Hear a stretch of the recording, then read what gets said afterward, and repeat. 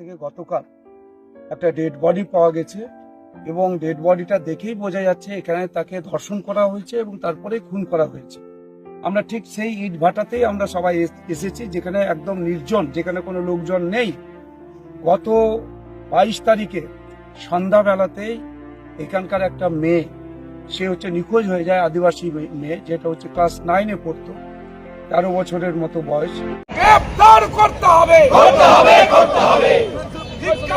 Police মন্ত্রীকে ধিক ধিক ধিক্কার, ধিক ধিক ধিক্কার। মমতা ব্যানার্জিকে ধিক ধিক ধিক্কার, ধিক ধিক ধিক্কার। পুলিশ মন্ত্রী মমতা ব্যানার্জিকে ধিক ধিক ধিক্কার, ধিক ধিক ধিক্কার।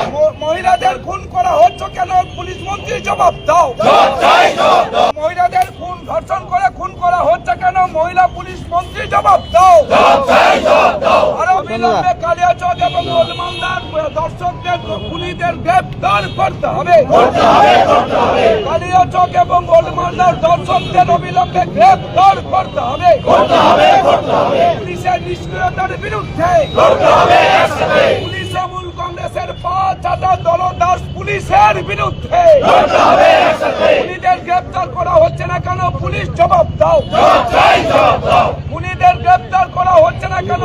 আইসি তুমি জবাব দাও, জবাব চাই, জবাব দাও। খুনিদের গ্রেফতার করা হচ্ছে না কেন? এসপি তুমি জবাব দাও, জবাব চাই, জবাব দাও। খুনিদের গ্রেফতার করা হচ্ছে না কেন? ডিএম তুমি জবাব দাও, জবাব চাই, জবাব দাও। দর্শক এবং খুনিদের গ্রেফতার করতে হবে। আমরা ভারতীয় জনতা পার্টির পক্ষ থেকে মালদার উত্তর মালদা এবং দক্ষিণ মালদা সাংগঠনিক জেলার সমস্ত পদাধিকারী, কার্যকর্তা, আমাদের সমস্ত মোর্চা, মহিলা মোর্চা, যুব মোর্চা, কিষাণ মোর্চা এবং আমাদের সমস্ত মোর্চা, 7টা মোর্চার সমস্ত পদাধিকারীরা এখানে আছেন।